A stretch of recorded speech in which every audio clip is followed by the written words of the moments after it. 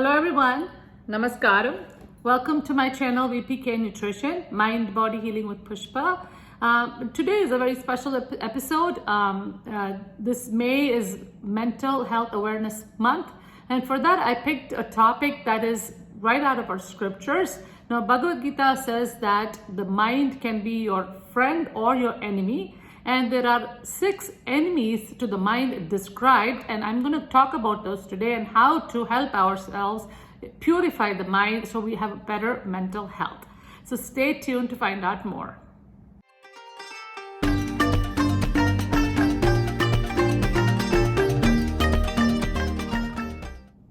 Welcome back, everyone. First of all, I want to thank all my viewers and my subscribers who've been watching regularly and giving me feedback. And for those who haven't already done so, please do consider subscribing. If you like it, give it a thumbs up, and also share with your friends and family so others can benefit from all of the information that I share. According to modern psychology, mental health includes our psychological, emotional, and social well-being. So basically, it governs how we think, feel, and act in the world, and this affects us very much when you have a lot of stress, how we cope with stress, how we deal with relationships and things like that. Now in Ayurveda, we believe that if the mental health is not good, then it eventually leads to physical problems. And I'm sure it is true even in modern psychology. If you don't manage your mind, then definitely you end up with a lot more problems down the road. In today's episode, I'm going to highlight some of the underlying emotions that affect our mind and cause an imbalance to our mental health. Now, these are described as the Shad Ripu, or the 6 enemies to the mind in our scriptures. And these enemies are like impurities in the mind that need to be weeded out so you have a healthier mind and happiness in our life. So again, these emotions or these factors are actually egocentric desires, or driven by egocentric desires or selfish desires, and that is why we face a lot of problems in our relationships as well. So let's get started, and today I'm going to use my emoji to describe each one of them, and at the end of the video I will give you a few tips to how to remove some of these impurities and lead a healthier, happier life in general. Number 1, kama. Kama is desire for objects, achievements, relationships, etc., and pursuing them. And these are usually based on our past experiences or past vasanas or inherent tendencies that we've carried forward. Having a desire is not a problem, but expecting a certain result could be the main problem causing unhappiness. Number 2, krodha, which is anger. Now, when our desires are not fulfilled, it usually leads to a lot of frustration and leads to anger. No one likes to be angry, so it not only hurts you, but it also hurts the person who's at the receiving end of that anger. And this again disturbs the mind.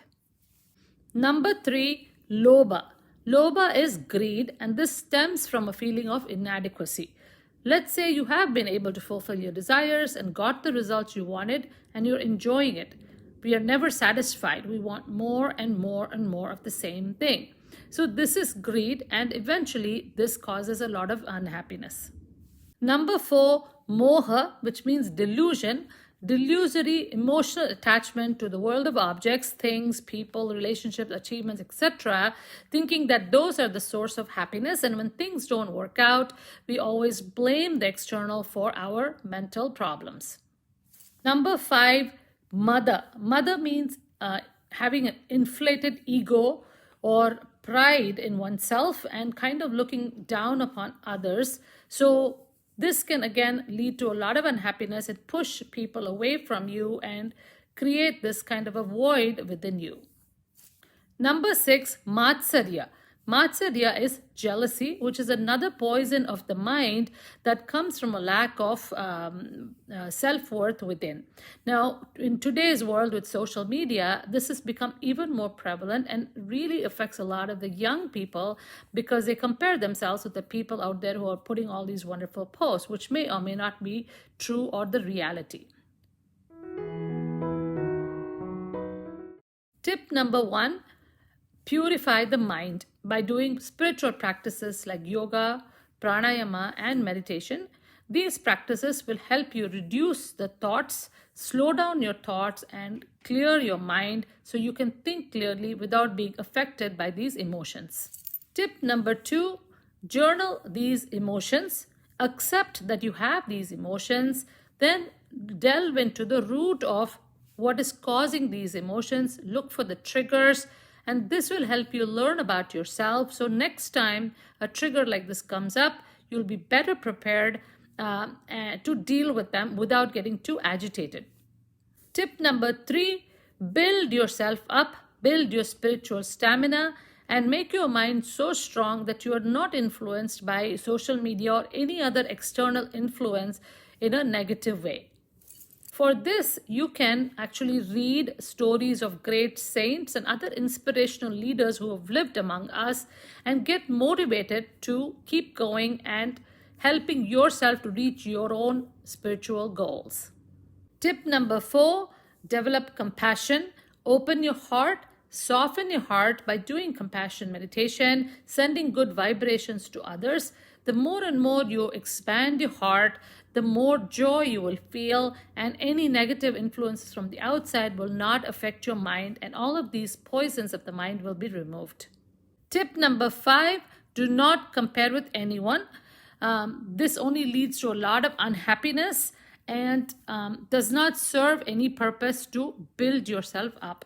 Instead, try to admire the people that you want to emulate and learn from them. And again, practice humility, gratitude, and surrender, and accept where you are and love yourself for what you are. Hope you enjoyed today's episode. Again, in summary, try to pay attention or be alert and vigilant when these ripus or enemies show up in your mind, and you have the tools to work on them on a daily basis.